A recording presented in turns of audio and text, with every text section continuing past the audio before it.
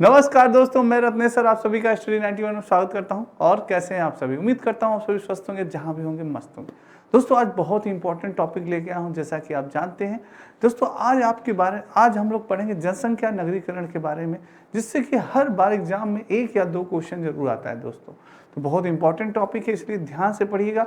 और दोस्तों कॉपी कलम लिए रहिए, क्योंकि इंपॉर्टेंट पॉइंट्स है, आपको नोट करना है और आपको बताना भी है। दोस्तों बहुत इंपॉर्टेंट सेशन होने वाला है, धमाकेदार और मजेदार। एक बार वीडियो को ज़्यादा शेयर कर दीजिएगा और लाइक कर दीजिएगा। आइए दोस्तों स्टार्ट करते हैं अपना सेशन। दोस्तों ये आपके स्टडी 91 में कुछ बैचेस हैं जो कि स्टार्ट हो चुके हैं, आप सभी ज्वाइन कर सकते हैं। आपके हिंदी का बैच, यूपी टेट का, सुपर टेट, यूपी पुलिस और पीसीएस यूसी नेट का बैच, ठीक है। आइए दोस्तों स्टार्ट करते हैं। दोस्तों सबसे पहले हमारे जो जनगणना हुई थी उसके बारे में, कि आखिर इस जनगणना का प्रारंभ कब हुआ, किसने करवाया इस जनगणना को प्रारंभ, तो ये हमारा जानना बहुत ही आवश्यक है। तो दोस्तों जानते हैं कि भारत में सबसे पहली जनगणना हुई थी दोस्तों आपकी 1872 ईस्वी में हुई थी। पॉइंट नोटेड माय स्टूडेंट, पहली जनगणना कब हुई थी? 1872 ईस्वी में, 1872 में भारत में पहली जनगणना हुई। और किसके कार्यकाल में? लॉर्ड मेयो के कार्यकाल में। कई बार पूछा गया है दोस्तों कि पहली जनगणना किसके कार्यकाल में हुई थी और कब हुई थी? 1872 में लॉर्ड मेयो के शासनकाल में हुई थी। नोट कर लीजिएगा मेरे दोस्तों, और काल में हुई थी। तथा वर्ष 2011 में भारत की 15वीं जनगणना संपन्न हुई। याद रखिएगा, 15वीं जनगणना 2011 में संपन्न हुई। और दोस्तों जनगणना होती है हर 10 वर्ष के बाद।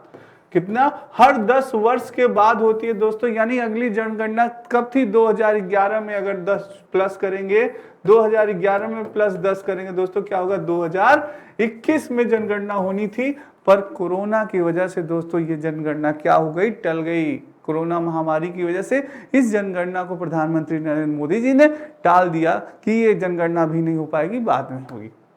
वर्ष 2011 की जनगणना के अनुसार भारत के मेघालय में स्त्री पुरुष शिक्षा में सबसे कम अंतर होता है दोस्तों। जो वर्ष 2011 की जनगणना थी उसके अनुसार ये बताया गया कि आपके मेघालय में जो है, जो स्त्री और पुरुष की शिक्षा में सबसे कम अंतर देखा गया दोस्तों।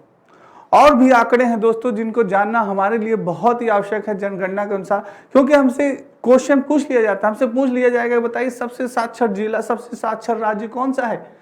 सबसे साक्षर पुरुष सबसे अधिक किस राज्य में पाए जाते हैं? किस राज्य में सबसे कम साक्षर वाले पुरुष पाए जाते हैं? तो दोस्तों ये सब जानना बहुत ही आवश्यक है।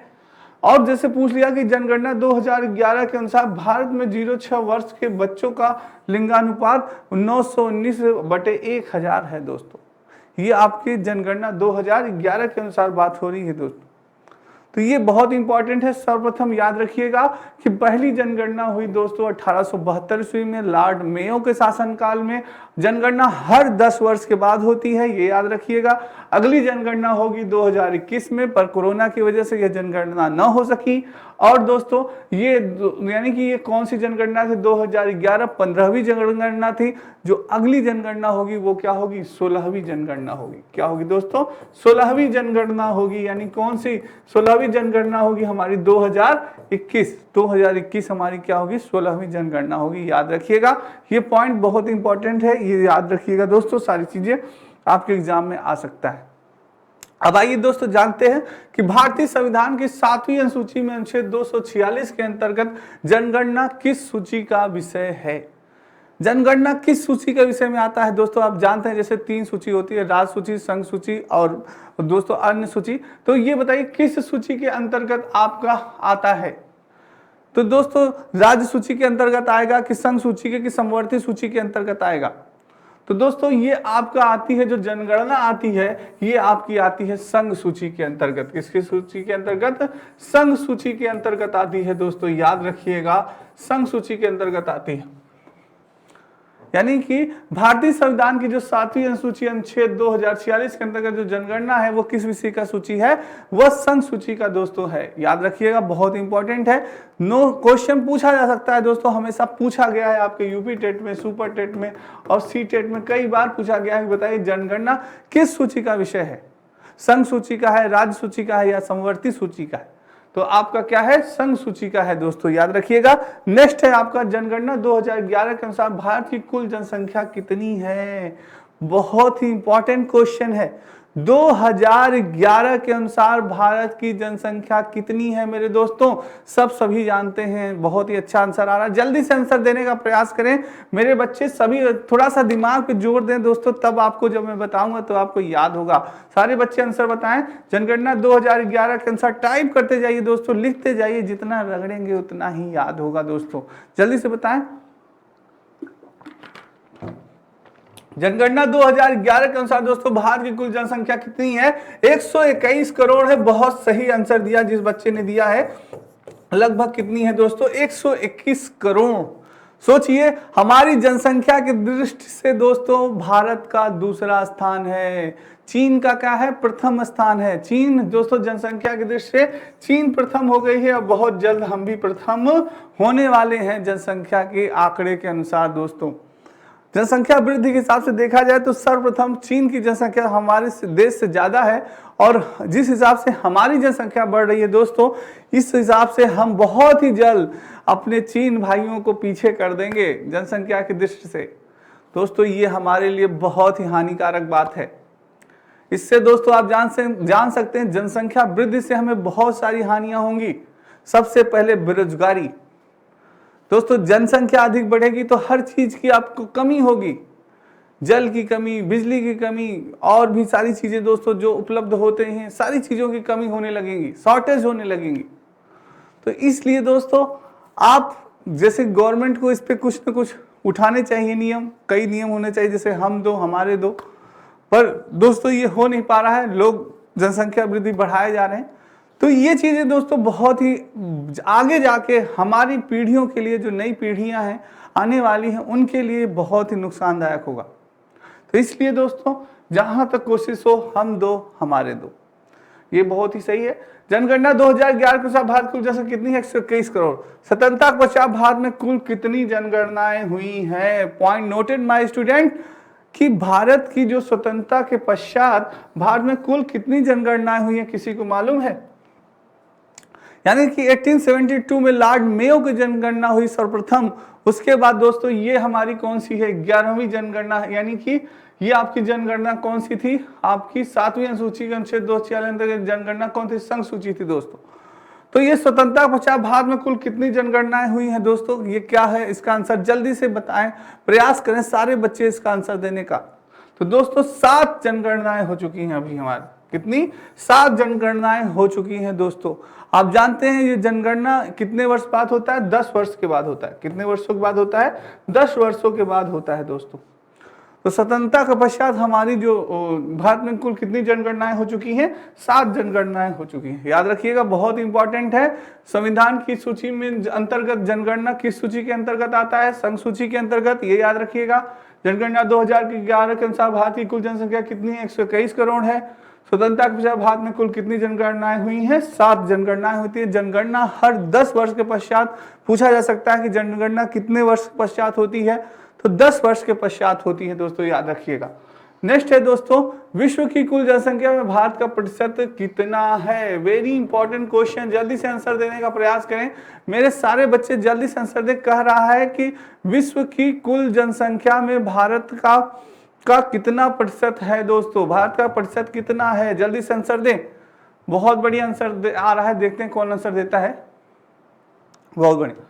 तो दोस्तों विश्व की कुल जनसंख्या में भारत का प्रतिशत है 17.5% दोस्तों, 17.5% है दोस्तों, याद रखिएगा। बहुत अच्छा आंसर दिया मेरे बच्चों ने कि विश्व की कुल जनसंख्या में भारत का प्रतिशत कितना है दोस्तों, 17.5% है दोस्तों। कितना है, 17.5% है, याद रखिएगा। ठीक है। नेक्स्ट है जनगणना 2011 के अनुसार भारत का कुल जनसंख्या घनत्व कितना है। जनसंख्या घनत्व पूछ रहा है, याद रखिएगा दोस्तों। क्या पूछ रहा है कि जनगणना 2011 के अनुसार जनसंख्या घनत्व कितना है दोस्तों, जनसंख्या घनत्व पूछ रहा है दोस्तों। जनसंख्या घनत्व बताना है आपको कितना है। बहुत बढ़िया आंसर आ रहा है, देखते हैं कौन बच्चा आंसर देता है। सारे बच्चे आंसर दें, बहुत बढ़िया। तो दोस्तों जो जनसंख्या घनत्व है हमारा 382 382 व्यक्ति प्रति व्यक्ति है दोस्तों। जनसंख्या घनत्व तो कितना है? 382 प्रति व्यक्ति है हमारा जनसंख्या घनत्व। किसकी जनगणना 2011 के अनुसार कि भारत की कुल जनसंख्या घनत्व कितना है? 382 प्रति व्यक्ति है जनसंख्या घनत्व हमारा। नेक्स्ट क्वेश्चन है, जनगणना 2011 के अनुसार किस राज्य की जनसंख्या घनत्व सर्वाधिक है? क्या क्वेश्चन लाए रत्नेश सर, बहुत ही अच्छा क्वेश्चन है दोस्तों, बहुत ही अच्छा क्वेश्चन है कि जनगणना 2011 के अनुसार किस राज्य की जनसंख्या घनत्व सर्वाधिक है? किसकी सर्वाधिक है दोस्तों, जल्दी से बताएं, जिसको मालूम है। बहुत बढ़िया आंसर आ रहा है, देखते हैं कौन आंसर देता है। तो दोस्तों बता दें, जनगणना 2000 के अनुसार किस राज्य की जनसंख्या सर्वाधिक है? तो बिहार राज्य का दोस्तों। किसका? बिहार राज्य का सबसे सर्वाधिक है। किसका? बिहार राज्य का दोस्तों जो जनसंख्या घनत्व है वो सर्वाधिक माना गया है। बहुत बढ़िया आंसर आया, बिहार, याद रखिएगा। नेक्स्ट आपसे पूछा गया कि जनगणना 2011 को सबसे कम जनसंख्या घनत्व वाला राज्य कौन सा है? पूछ रहा है सबसे कम जनसंख्या घनत्व वाला राज्य कौन सा है दोस्तों, जल्दी से बताएं।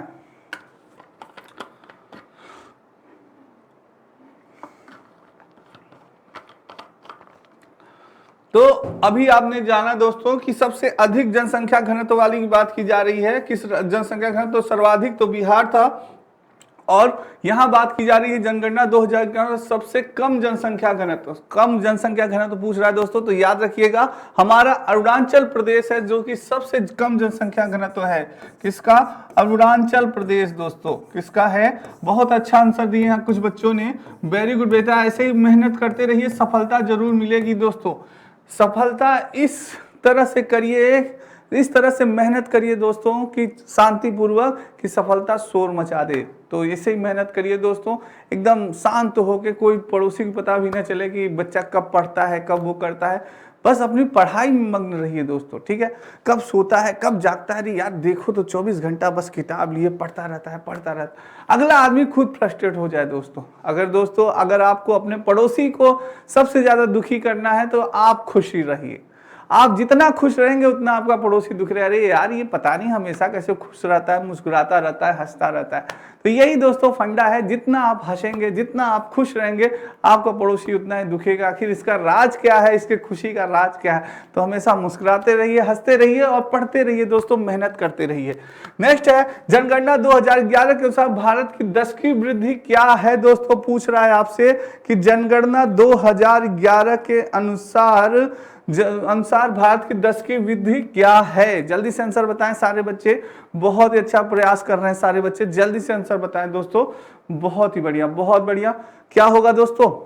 वेरी गुड, बहुत बढ़िया आंसर आ रहा है। तो दोस्तों बता दें आपको कि जनगणना 2000 के अनुसार भारत की 10वीं वृद्धि पूछी है, 17.64% है दोस्तों। 17.64% है आपकी जनगणना 2011 के अनुसार भारत की 10वीं वृद्धि दर दोस्तों। क्या है? 10वीं वृद्धि दर 17.64 है, याद रखिएगा। नेक्स्ट है दोस्तों, आपकी जनगणना 2011 के अनुसार भारत में पुरुषों की कुल जनसंख्या कितनी है? बहुत ही इंपॉर्टेंट क्वेश्चन है, मजेदार क्वेश्चन है कि पुरुषों की कुल जनसंख्या कितनी है, पूछ रहा है कि 2011 के अनुसार पूछ रहा है दोस्तों, पुरुषों की जनसंख्या कितनी है? जल्दी से बताइएगा। बहुत बढ़िया आंसर आ रहा है दोस्तों, कितनी है पुरुषों की जनसंख्या? बहुत बढ़िया। तो दोस्तों पुरुषों की जनसंख्या पूछ रहा है 2000 जनगणना 2011 के अनुसार, तो 62.32%। 62.32% दोस्तों करोड़ आपकी क्या है? 62.32 करोड़ दोस्तों आपकी जनसंख्या है कितनी? पुरुषों की, याद रखिएगा 62.32%।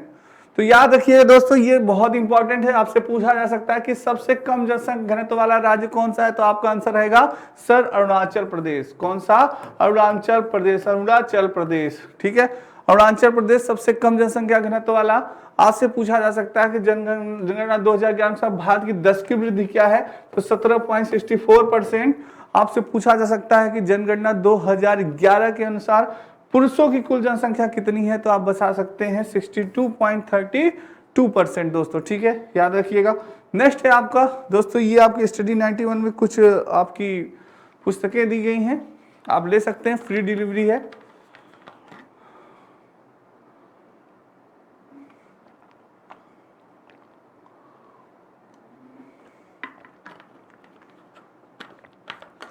ये दोस्तों आपकी पुस्तकें दी गई हैं, आप ले सकते हैं। फ्री डिलीवरी है दोस्तों, कहीं भी आप मंगा सकते हैं। चलिए दोस्तों स्टार्ट करते हैं आगे। तो दोस्तों ये बताइए कि जनगणना 2011 के अनुसार भारत में महिलाओं की कुल जनसंख्या कितनी है। जनगणना 2011 के अनुसार पूछा है भारत में महिलाओं की कुल जनसंख्या कितनी है। कुल जनसंख्या पूछ रहा है आपका, महिलाओं का पूछ रहा है दोस्तों, कितनी होगी जल्दी से बताइए सारे बच्चे। महिलाओं की जनसंख्या पूछ रहा है। तो दोस्तों 2011 के अनुसार भारत में महिलाओं की कुल संख्या 58.75% है दोस्तों। कितना है? करोड़ है। 58.75% करोड़ है दोस्तों, याद रखिएगा। कितना है? 58.75% करोड़ है दोस्तों, याद रखिएगा।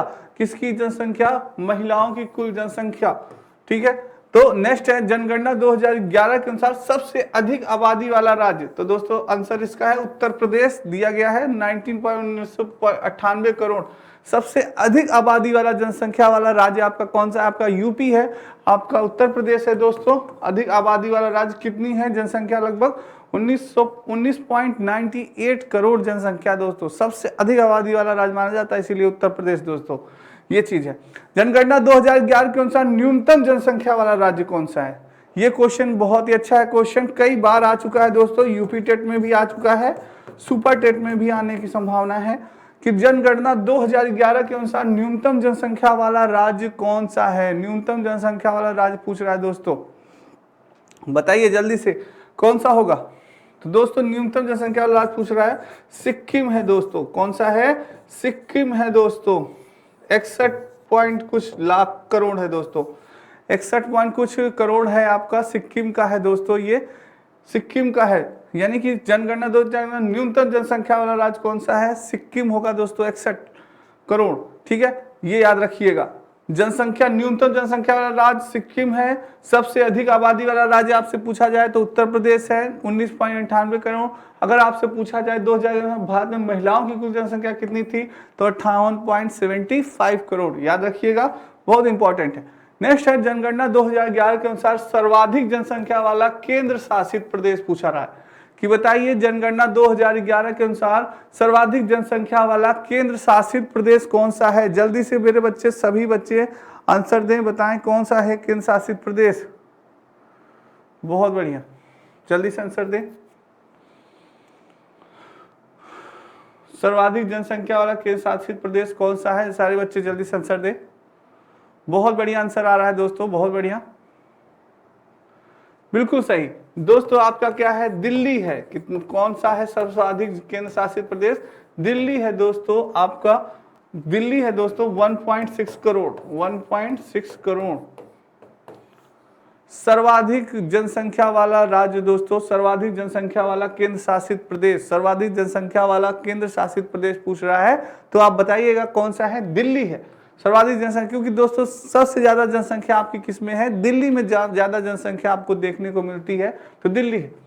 भारत के किस राज्य में नगरीय जनसंख्या घनत्व तो सर्वाधिक है?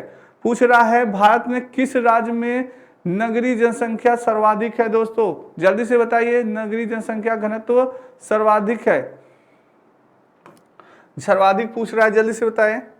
तो दोस्तों भारत के किस राज्य में नगरीय जनसंख्या घनत्व सर्वाधिक है? बहुत अच्छा आंसर आ रहा है बच्चों का, बिल्कुल तमिलनाडु दोस्तों। किसमें है?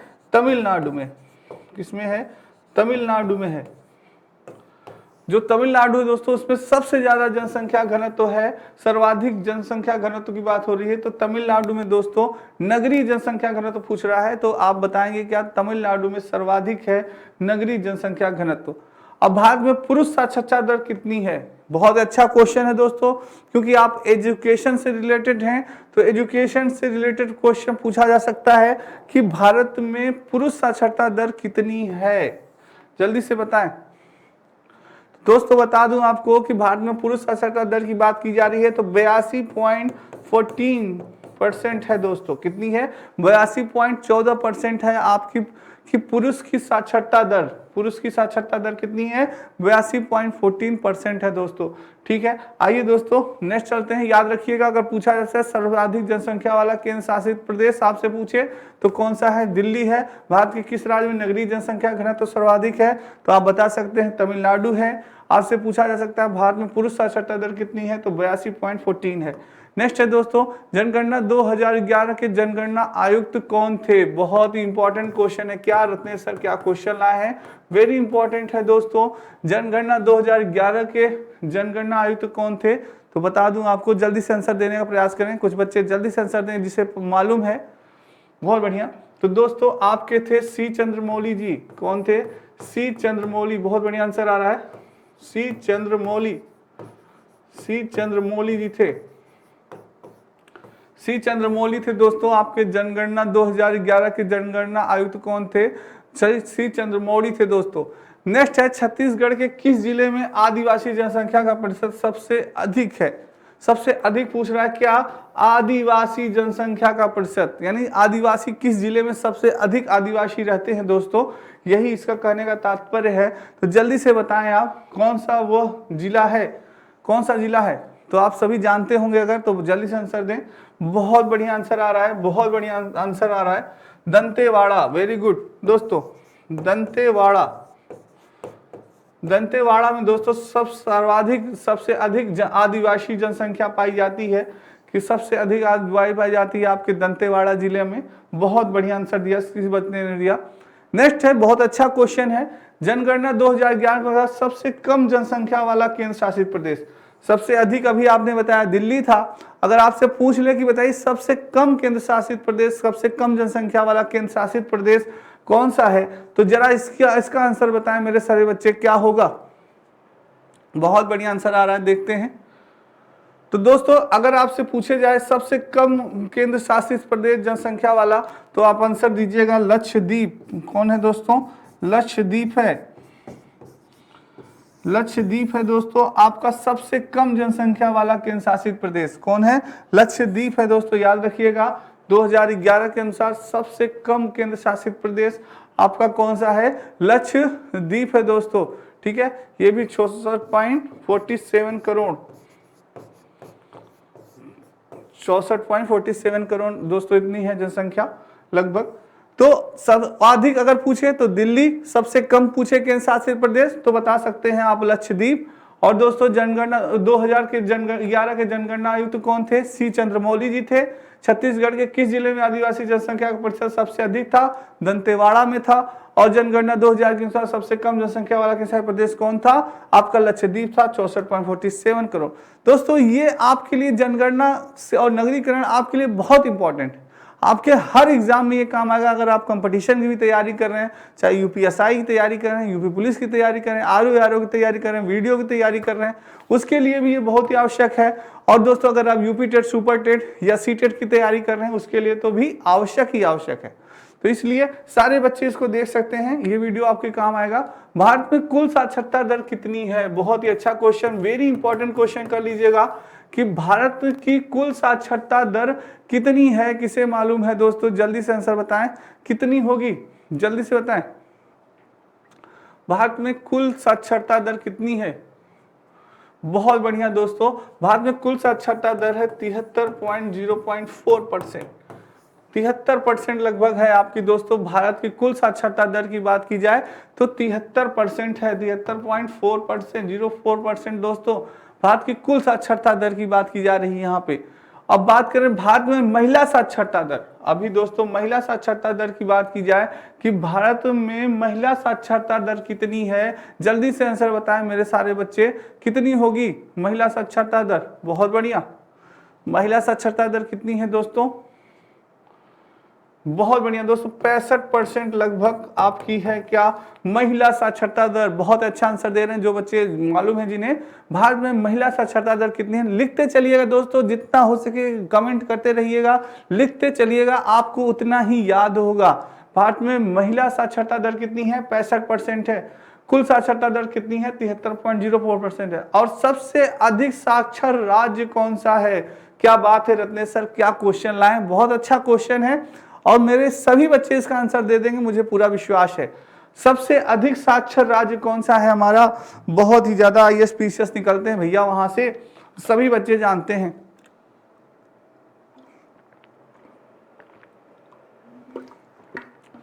सबसे अधिक साक्षर राज्य की बात की जा रही है तो हम सभी जानते हैं कि सबसे अधिक साक्षर राज्य हमारा केरल है। क्या है भैया? केरल है, बहुत ही अधिक साक्षर, बहुत ज्यादा आईएएस पीसीएस दोस्तों वहां से बहुत ज्यादा निकलते हैं, आपके केरल से बहुत ही ज्यादा साक्षर राज्य माना जाता है, सबसे अधिक साक्षर राज्य। तो ठीक है, ये स्लाइड आपके लिए बहुत इंपॉर्टेंट है। कुल साक्षरता की ही बात की गई है इसमें दोस्तों, इसलिए ये आपके बहुत इंपॉर्टेंट स्लाइड है। साक्षरता की बात की जाए, कुल साक्षरता दर 73.04%, महिला साक्षरता दर की बात की जाए 65%, और सबसे अधिक साक्षर वाला राज्य कौन सा है? तो हमारा केरल है। नेक्स्ट है दोस्तों, ये आपके यूपी टेट प्राइमरी की बुक है, आप ले सकते हैं मात्र 249 रुपए में। आपकी हिंदी के इंडिविजुअल बैच भी स्टार्ट हो चुका है दोस्तों।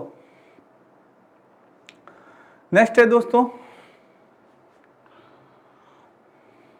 चले नेक्स्ट चलते हैं दोस्तों,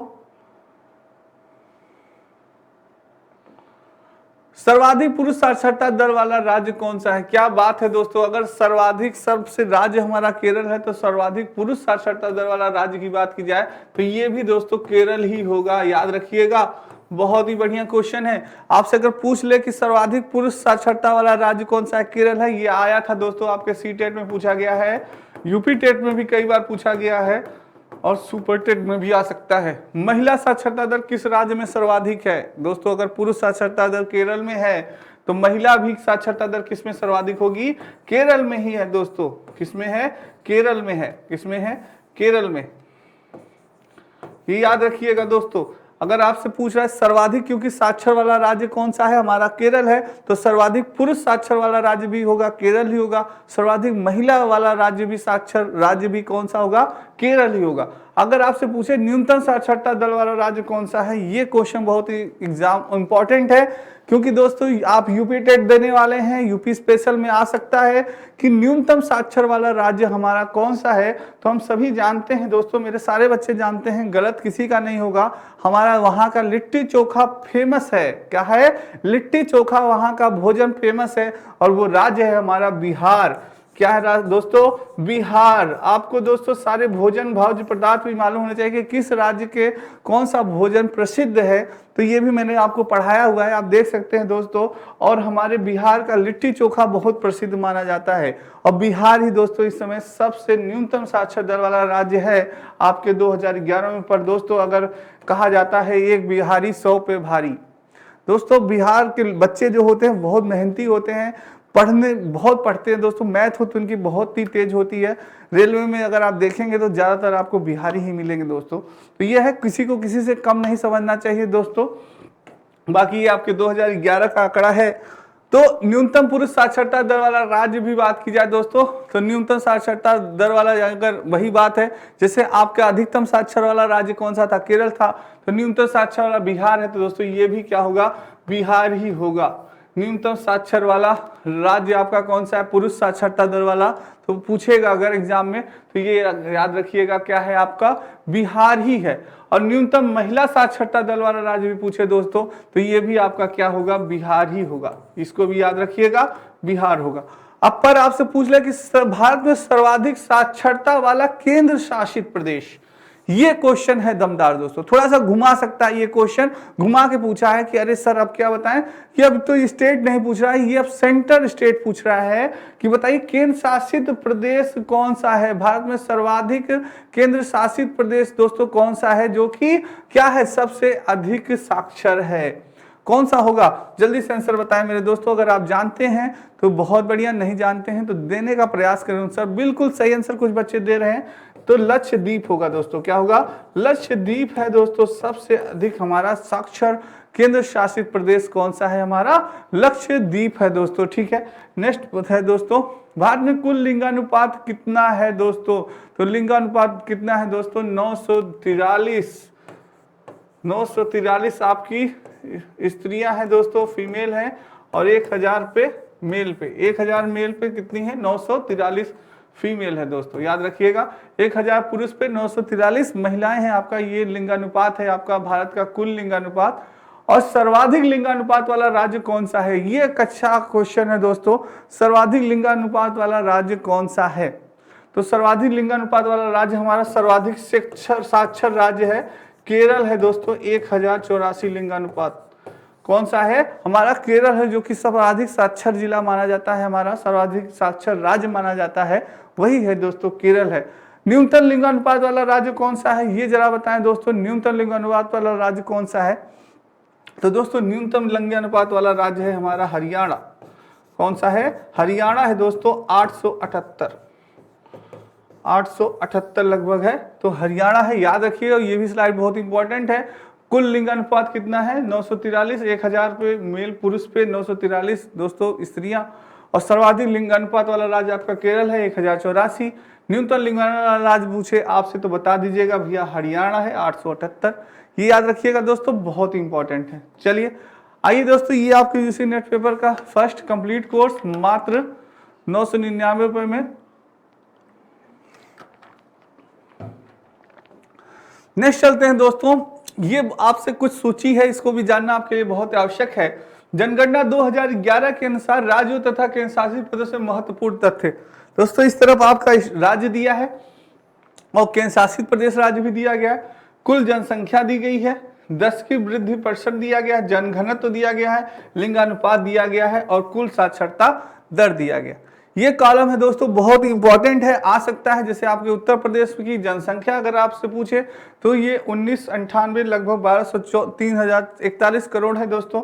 और 10 की वृद्धि दर कितनी है? 20.09% है। जनघनत्व कितना है? 829 है और लिंगानुपात 912 है। कुल साक्षरता दर कितनी है? 67.68% है दोस्तों।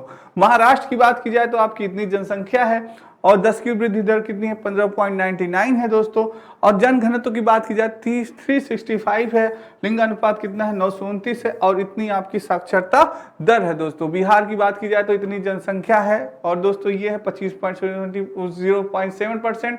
ये इतना आपका दोस्तों क्या दिया गया है? ये आपका जनघनत्व दिया गया है, ये लिंगानुपात है दोस्तों, ये कुल साक्षरता दर है 61.8%।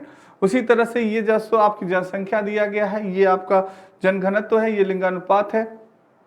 सॉरी दोस्तों, जनसंख्या 10 की वृद्धि, जनघनत्व, लिंगानुपात, कुल जनसंख्या दोस्तों, ये आपकी जनसंख्या है, याद रखिएगा। ये जनसंख्या है, ये जनघनत्व है, जनसंख्या है, ये आपका 10 की वृद्धि दर है, ये 10 की वृद्धि दर है दोस्तों, 10 की वृद्धि दर, ये जनघनत्व है, ये जनघनत्व है, ये जनघनत्व है दोस्तों। और ये आपका जनघनत्व है, ये आपका लिंगानुपात है, ये आपका लिंगानुपात है, ये लिंगानुपात है। कुल साक्षरता दर है, कुल साक्षरता दर है दोस्तों।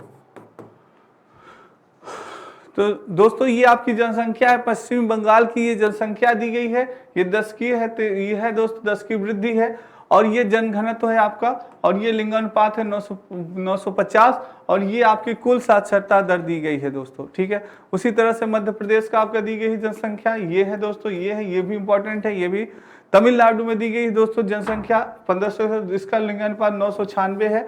ये है दोस्तों जनघनत्व 555 है और ये 80 कुल साक्षरता दर है, ये भी बहुत इंपॉर्टेंट है, ये भी इंपॉर्टेंट है, ये भी।